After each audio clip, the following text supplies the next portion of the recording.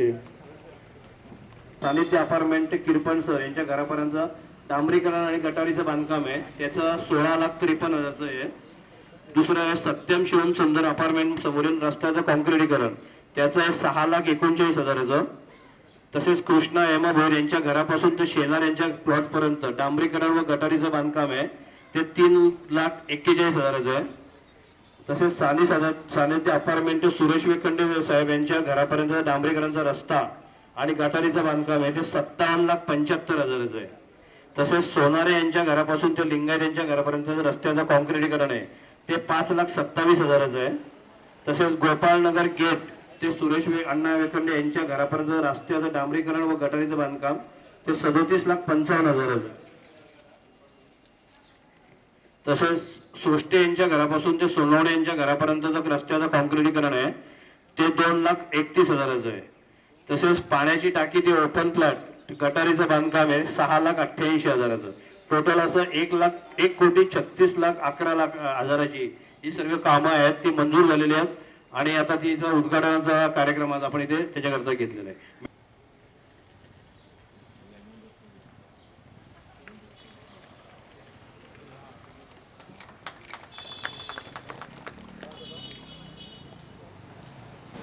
ज्या वॉर्डांमधली कामं आहेत, नगराध्यक्ष मॅडमच्या वॉर्डांमधली कामं आहेत आणि त्यामुळे कामाचा जो सपाटा आहे तो आता शहापूरकरांना खरा दिसणार आहे. कारण याच्यामध्ये ज्या काही सगळ्या अडचणी होत्या त्या सगळ्या अडचणीचं निवारण झालेले.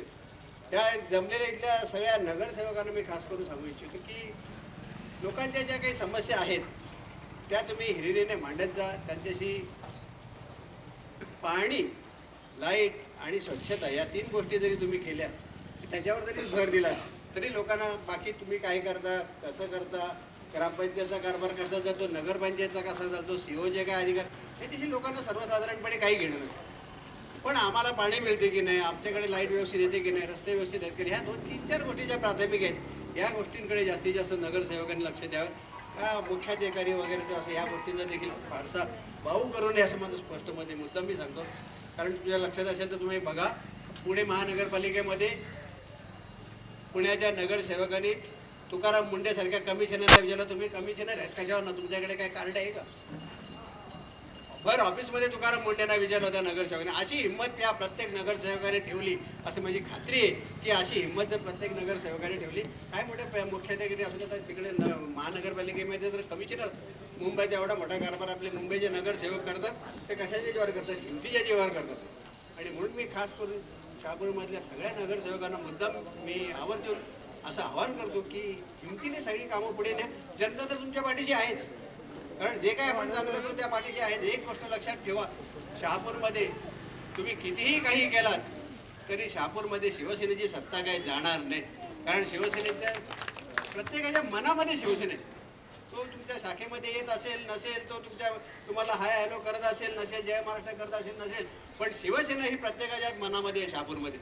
आणि म्हणून या सगळ्या शिवसेनेच्या प्रेमाचा तुम्ही आदर करा असं मी नगरसेवकांना पुन्हा एकदा विनंती करतो.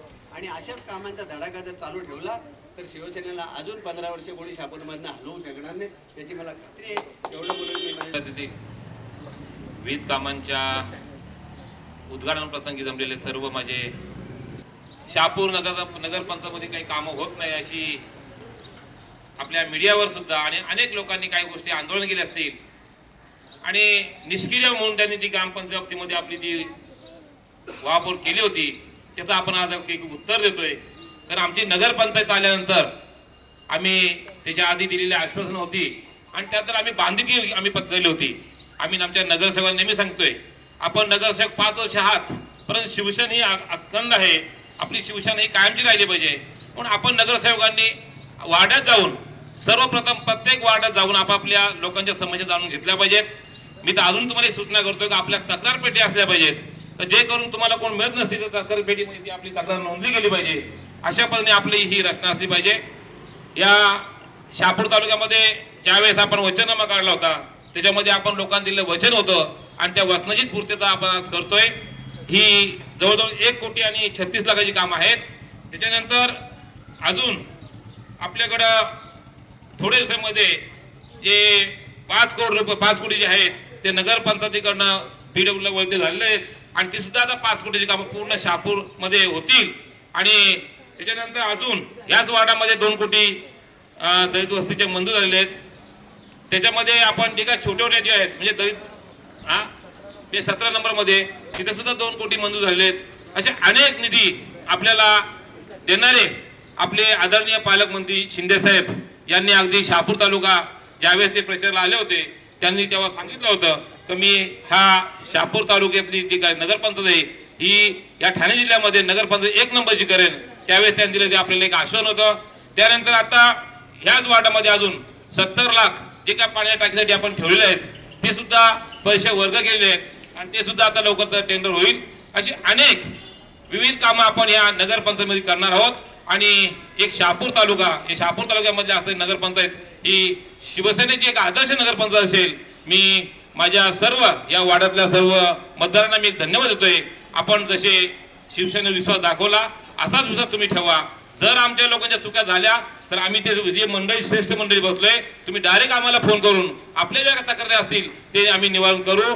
कुठेही मनामध्ये समज करता आपली जी शहापूरची जी जगेसरांच्या बोलण्याप्रमाणे जी नाळ जी शिवसेनेशी जोडलेली ही आपण अशी कायम ठेवाल एवढीच मी आपल्या सर्वांना विनंती करतोय.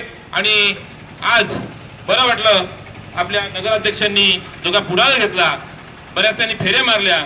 जे काय ज्यांना समजा कुठे अडचण आली ते आम्हाला कॉन्टॅक्ट करायचे, प्रकाशजी पाटील साहेबांना कॉन्टॅक्ट करायचे आणि प्रकाश पाटील आणि एकनाथजी शिंदे साहेब यांच्या माध्यमातून हा शहापूर तालुक्याचा विकास होत आहे. हा नगरपंचायत नव्हे तर पूर्ण शहापूर तालुका सुद्धा अशाच पद्धतीने विकासात्मक होत आहे. मी त्यांना सुद्धा आज ते आपल्याकडे नाही येणार होते परंतु भिवंडीच्या महानगरपालिकेच्या थोडंसं ते चालू आहे तिकीट वाटपात आज त्यांचे एपी फॉर्म द्यायचे आहेत म्हणून ते येऊ शकले नाही. ज्या ज्या काही प्रशासकीय अडचणी असतील त्या निश्चितपणे सोडून आपण याच्या पुढे चांगल्या प्रकारची कामं करावीत अशी विनंती करून 2 शब्द संपवतो. जय हिंद, जय महाराष्ट्र. भरपूर निधी मंजूर झालाय. एका वार्डासाठी 1,36,00,000 आणि पुन्हा दलित वस्तीसाठी आणखी 2 लाख होत आहेत. 2 कोटी या नगरपंचायत झाल्यामुळे असा निधी येतोय. इतरही कामांसाठी संपूर्ण गावामध्ये रस्ते व गटारीसाठी 5 कोटी, प्रत्येक वार्डात 51 लाख साधारणपणे 3 कामांची आहेत. 3 लाखाची कामं आहेत. आणि गंगा रोड पाईपलाईनचं विस्तारीकरण, कानशेत तामडवाळ पाणी योजनेचं विस्तारीकरण अशी कामं आपल्याकडे मंजूर झालेली आहेत. इथे उल्लेख झाल्याप्रमाणे सुरुवातीला बरीच बुबाबोंब झाली, होणं स्वाभाविक आहे. ग्रामपंचायतीचं रूपांतर नगरपंचायतीत झालं. ग्रामपंचायतीचे अधिनियम, नगरपंचायतीचे नियम याच्यामध्ये तफावत आहेच. पण त्याचबरोबर अधिक काळ इथे सीओ नव्हता, मुख्य अधिकारी नाही. कुणीतरी जातूर माणसं द्यायची, नायब तहसीलदार, त्यांनाही काही माहीत नसायचं. नगरसेवक काही सगळेच नवे, शिवसेनेचेच नाही तर सगळेच नवे. आणि मग शिक्षणासाठी, पाहण्यासाठी, आजमावण्यासाठी, शिकण्यासाठी बराच वेळ जातो. पण बोंबाबोंब भरपूर झाली. पण त्या बोंबाबोंबला मला वाटतं ही कामं हे उत्तम प्रकारचं एक न बोलता दिलेलं उत्तर आहे. समजून घेण्याचा हा विषय आहे. शहापूरमध्ये वर्षानुवर्ष शिवसेनेची सत्ता आहे. भगवा डौलाने फडकतोय. जगेसर म्हणाल त्याप्रमाणे शहापूरकरांशी शिवसेनेची नाळ जी जुळलेली आहे ती कायमची राहणार आहे. 15 वर्षच नाही, कायमची राहणार. फक्त ती तुमच्या नगरसेवकांच्या आणि कार्यकर्त्यांच्या हातात. साधी काम गोष्टी असतात त्याच्यामध्ये. रस्ते, पाणी, गटार, वीज फार मोठ्या गोष्टी नाहीत. आता ह्या दलित वस्तीच्या वार्डामध्ये एकदा की आपलं ते फिल्टर प्लांटचं काम झालं तर संपूर्ण शहापूर शहराला अतिशय चांगलं स्वच्छ पाणी मिळेल. मला वाटतं आपण ते काम हातात घेतलं, प्राधान्याने तर होईल अपेक्षा आहे.